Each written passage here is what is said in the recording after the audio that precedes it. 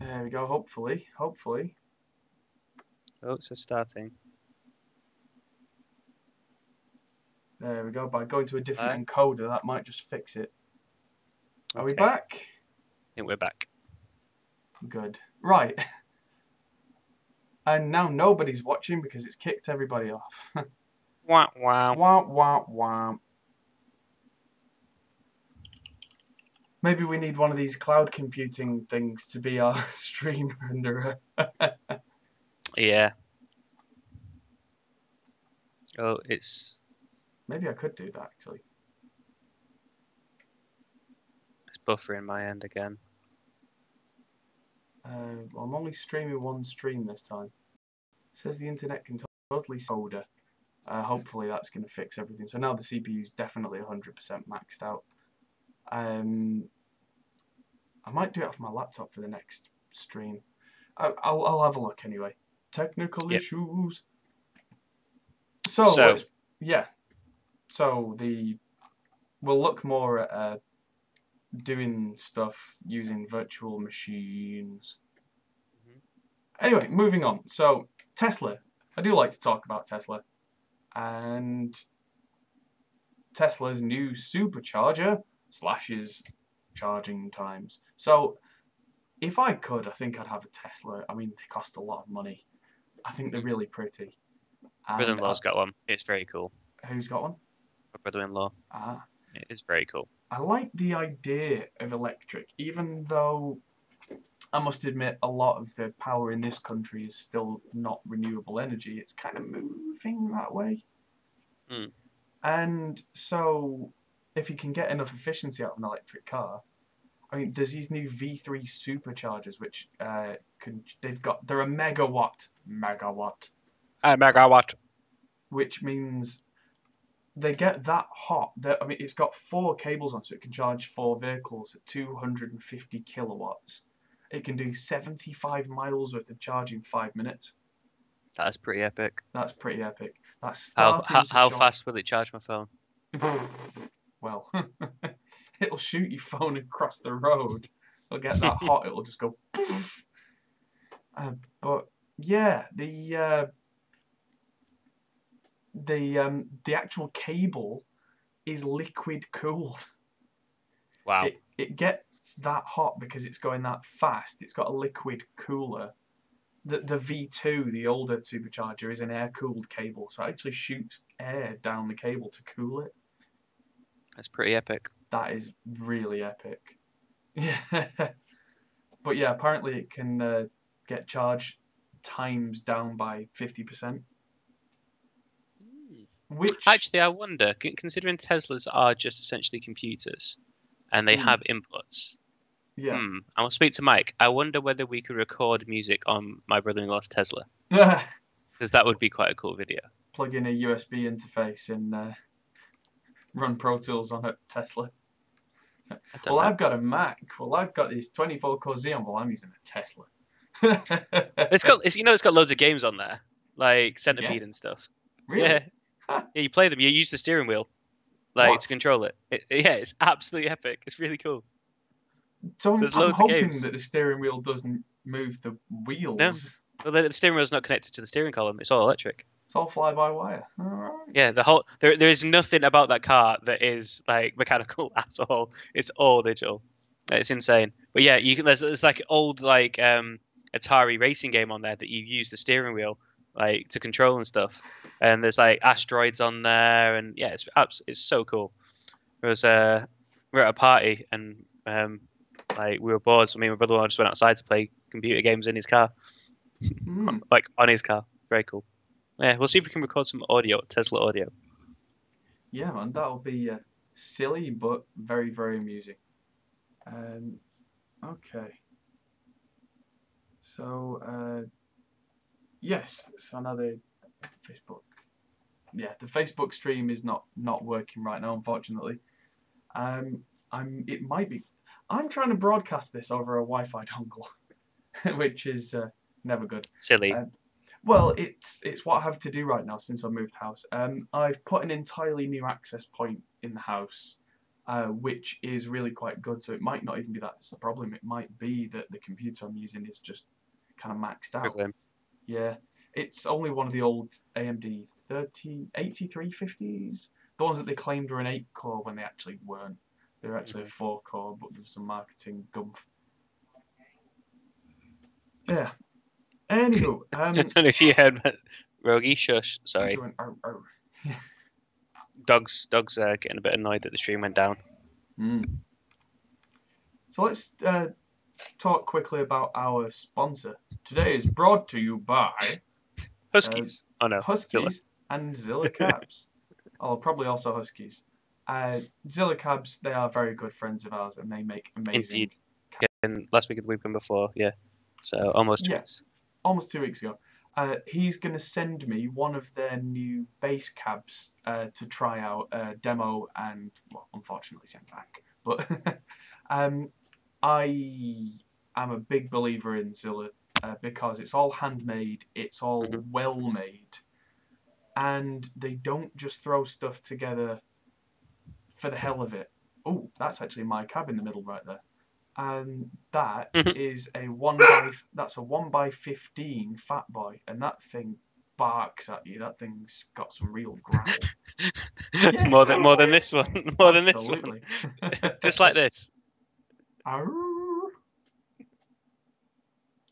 Let's just bring Rogue out in the camera a bit more. There we go. You can see her ears go when she barks. You trying to show how a cab barks? How does it bark, Ruggy? Show us. Oh, good girl.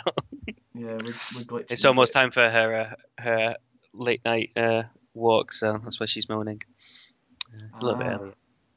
Well, the stream won't be going for that much longer. The movement on the screen, I think, is actually causing issues on the stream. Yeah, Ash is just saying, yeah. But yeah, these guys, they make 212s, 412s. They've started making a punch. Guys like the guys from Axe Effects, they've got a lot of Zilla cabinets in the Axe Effects now because it's a big go-to for a lot of modern bands. And they can now ship to America very easily and not for a great amount of cost as well. They've got a shipping deal where they can make stuff specifically for you in whatever colour you like and then have it sent to you, and it won't take a million years and cost you lots and lots of import. So yeah, they are very cool. They are very cool. So let's move on from Mr. and Mrs. Zilla to the questions. Let's move us to our main screen. I've lost the questions from before now. I've not. I've still got them. Okay, good. Well, at least, yeah. So there we go. Question from someone whose name I'll try and pronounce and apologise in advance. Rodolio Rakovic? Yeah. That's the closest I'm going to get. I do apologise. It says, sorry for the off-topic theme. It's off-topic no longer. Is there any advantage using PCIe sound card with USB 1? Oh, I think I get what he means there. So this is something, if I get what he's saying, that's, yeah, what do you think? The command brain. So he wants to use an interface like a USB one, but not actually use the USB connection. Actually, just send the audio out to one of the PCIe sound cards, like we've got the RME one. And I did something similar to that for a while. I used a Focusrite Liquid Sapphire 56, which is a FireWire interface. FireWire itself as a standard is technically dead. And yeah, oh, that's really close. Oh, cool. Yeah. So apparently I'm pretty close in pronouncing it. I mean, thanks. Yeah, I had this Liquid Sapphire 56. The FireWire was causing issues because it's not supported by anyone anymore. And it was causing latency problems. But what I did is I used a couple of ADAT cables with that interface and sent the audio from that straight out of those ADAT cables and just forgot about Firewire, just didn't use it, but I just sent that sound straight to the RME RADAT, which is what I was using. And the latency was practically gone. It was non-existent.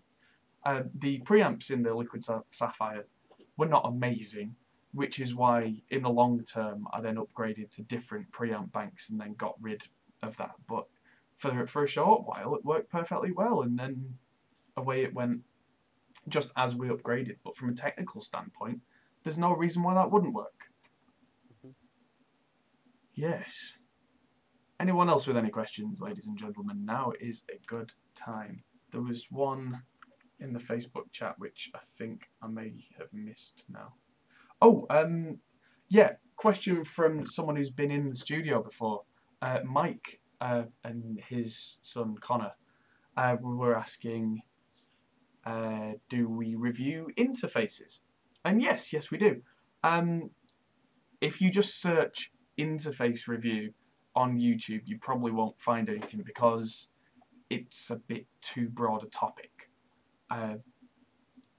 It's a bit of a trick, and maybe we need to look at naming schemes for stuff, but yeah, I do a lot of reviews for stuff for Audient, not just because I will only use Audient or anything like that. It just so happens that recently they've had quite a few new interfaces come out where a lot of the other manufacturers haven't really produced much that's new recently. Like Focusrite, for example, they've got the same interfaces they've kind of always had. And, oh, getting a little bit crackling there. Just going to reset the audio's going to drop out for a second. Okay, there we go. That was weird. And so he says, well, he's using an ID44, but he wants more CPU power, like with Pro Tools HDX. Is that possible? Not really, no, is the short answer.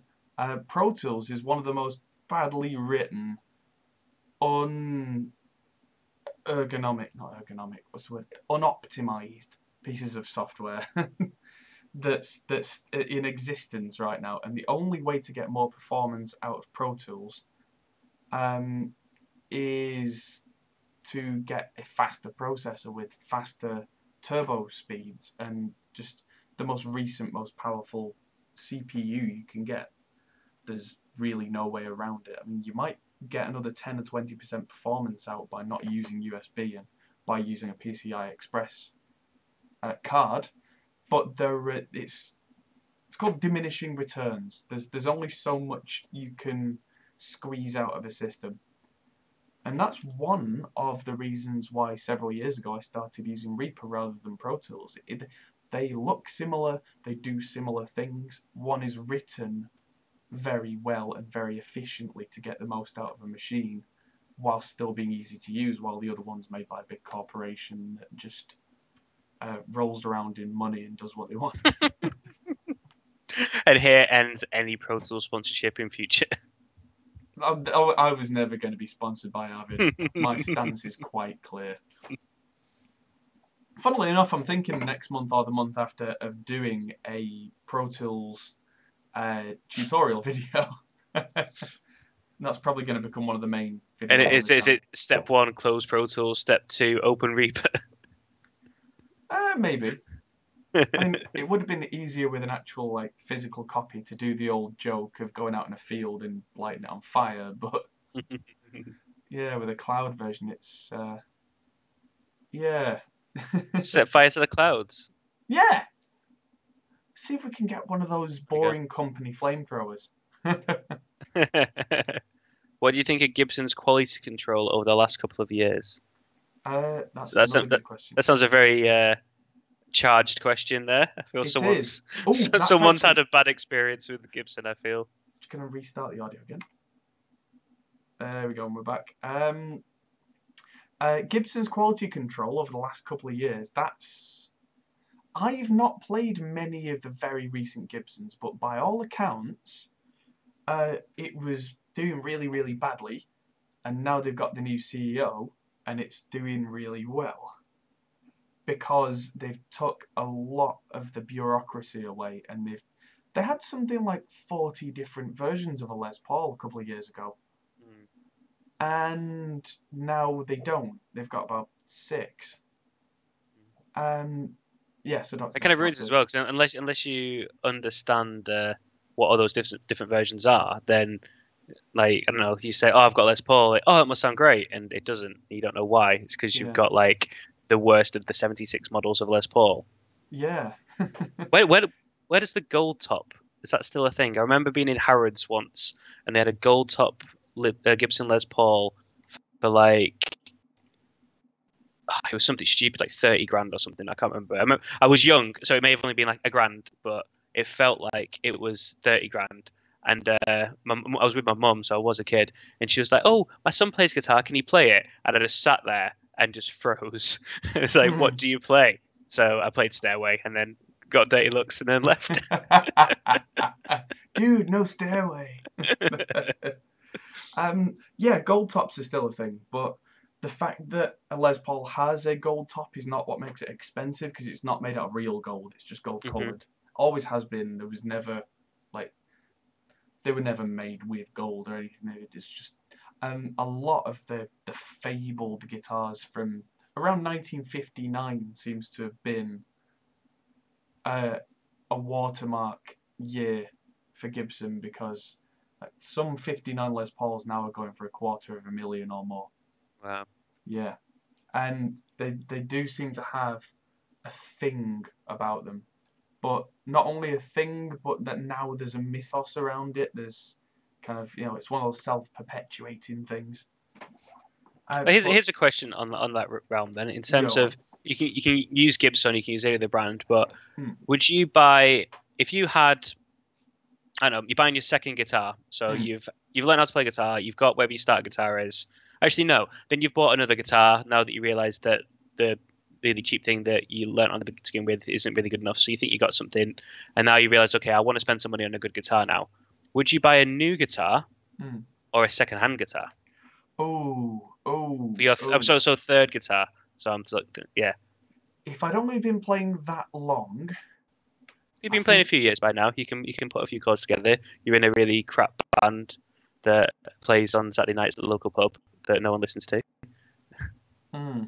Like we all have. Yeah. If I'd been playing a few years, I probably would buy something new. New. I know Dr. Nightgaunt says used. I would buy something new, not because they're better, but because if I was at that level of experience, I don't think I would know enough to go to somebody's house. Yep, I get that point. Caveat: you've got a mate that knows how to check whether a guitar is good or not. Oh, that's different. In that case, I'd definitely go used. It's a question of knowledge base for me, because having been to people's houses and bought used guitars, I'm definitely at the level now where I can look at a guitar, I can look down the neck, I can look for things.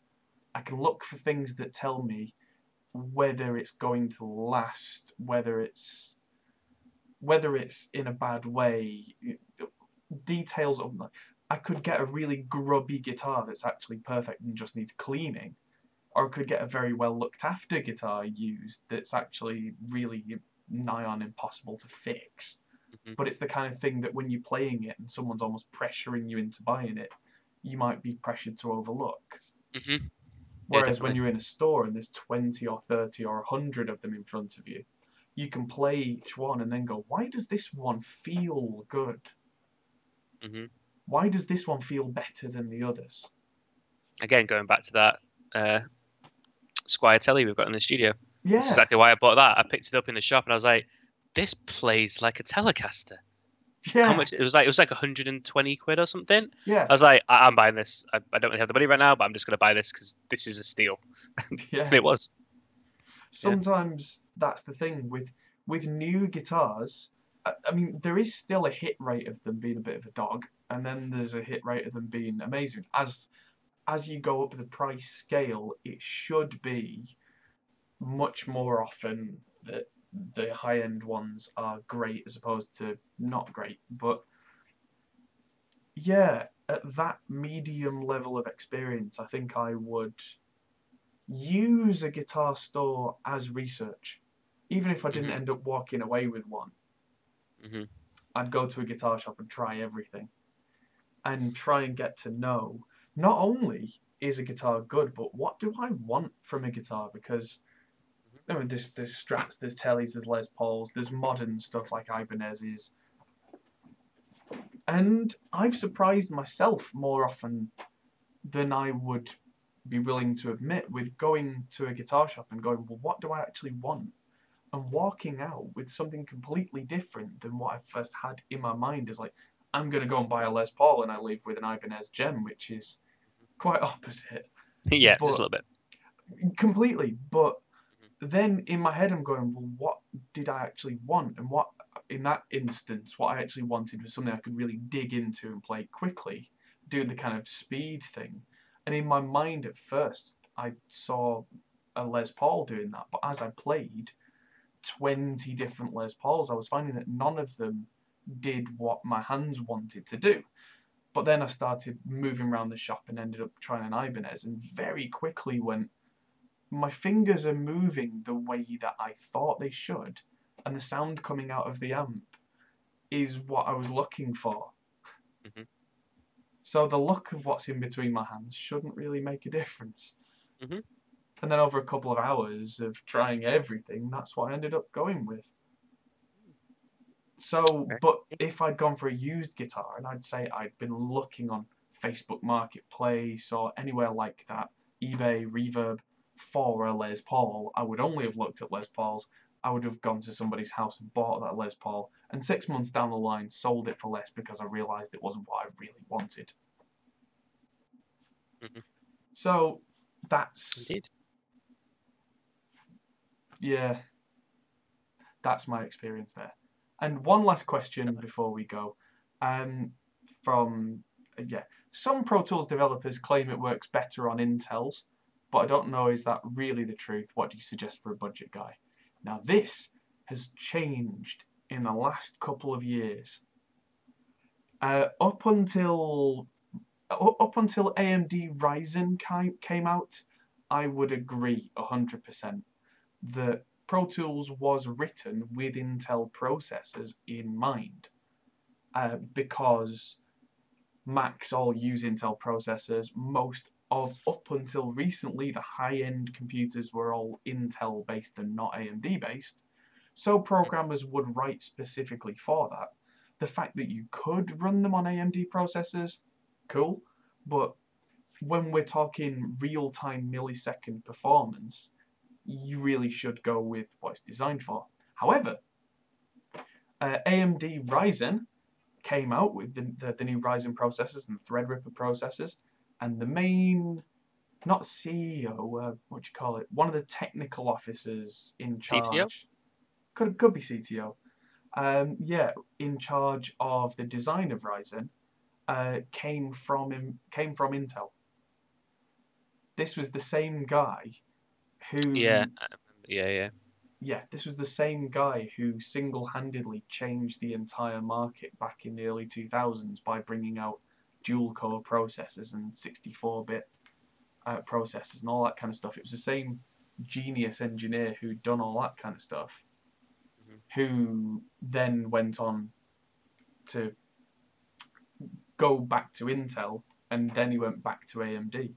Funnily enough, he's now left AMD again, but his legacy will now be there for several years because the products that he designed are now being iterated on and improved. And the Ryzen stuff is definitely on par with the Intel stuff. The new Ryzen 3000 series is going to come out relatively soon. Are you there? Me, yeah. Oh, yeah. You just sat stock still. Oh, no, I was... a link was put in chat and I was just having a look at it. One of the things on here is a link to a website that has Avid's recommended minimum requirement spec and stuff, and I was just thinking, yeah, I wouldn't necessarily go by what a company says that you need, especially if they ever recommend any brands or technology, because there'll be a reason why they are recommending them. I Yes, definitely would. they will definitely be in bed with each other in some way. It's not even a conspiracy. No, Companies it'd be an support open each other, partnership. they Yeah, sponsor yeah. events, that kind of stuff. It's all completely above board. If you look even a little bit into it, you'll find it's no secret. Yeah. So yeah, I mean, if I was building a Pro Tools specific system, I might still just go and buy a top of the range Intel desktop processor because I'll be confident then that that would work. But if I was budget focused, I'd probably be looking at something like a Ryzen 5, like a 2700 or something like that. That's the kind of price point that Ryzen. Let's just see how much that would cost. 2700X, 300 quid for a genuine 8-core processor, not one of these older ones that claim to be 8-core but was actually 4. This is twice as powerful, and it's not going to melt your computer either, because the old AMDs, they might take 200 or 300 watts of power and try and melt everything and not actually get anywhere and just spin their wheels. Mm-hmm. But yeah, these things are seriously powerful now. We've never been better off in terms of audio production and value for money. It's now is a great time to be a software-based audio producer, because for a not silly amount of money, you can get an absolute monster of a computer, and it will work well. Indeed. You set Go off to mood lighting. a rave, yeah. Yeah, go to mood lighting. It's time. It's like in the always night time. garden. Oh In the night garden for the stream. yeah. Yeah, as soon as we put in the night garden on at my house, my little girl starts to get ready to go to bed, but not before she sits like for 30 minutes in front of the TV. And with that, I think it is time to end this week's Hopcast. Yeah, unless there's any other last minute questions. Not seeing Don't anything think come so. up, so I think that is our lot for today. So thank you everybody for watching. Indeed, we'll be back thank you. next week at 8 PM, hopefully with less technical issues. Yes. Yes. Well, it's the first time we've run this setup. Is it the first time you've done it from that room? Since No, you've moved? I've done it from here before, and it's worked fine. So it's just decided to have a bit of a strop today. It's one of them days. Yes, I'll find out what I can do and hit it with a large stick. And we will have some interesting, exciting news about a new thing that we're working on as well next week. So Yes. stay, tune in for that. Yes, and for whatever news comes up from now until then. So thank you everybody for watching. There's a viewers comments video that should be coming out over the weekend. Another new video coming out on Monday, and we'll be back next Thursday, 8 PM UK time. So thank you everybody for watching. Thank you to our patrons again on Patreon. And thank you to everybody else. We will see you next week. Goodbye. Bye everybody. Bye. Feel free to check out our other videos, as you can find here, or check out our Facebook and Twitter, or our Patreon page, which helps us to make more videos like this. Thanks for watching, and we'll see you in the next video.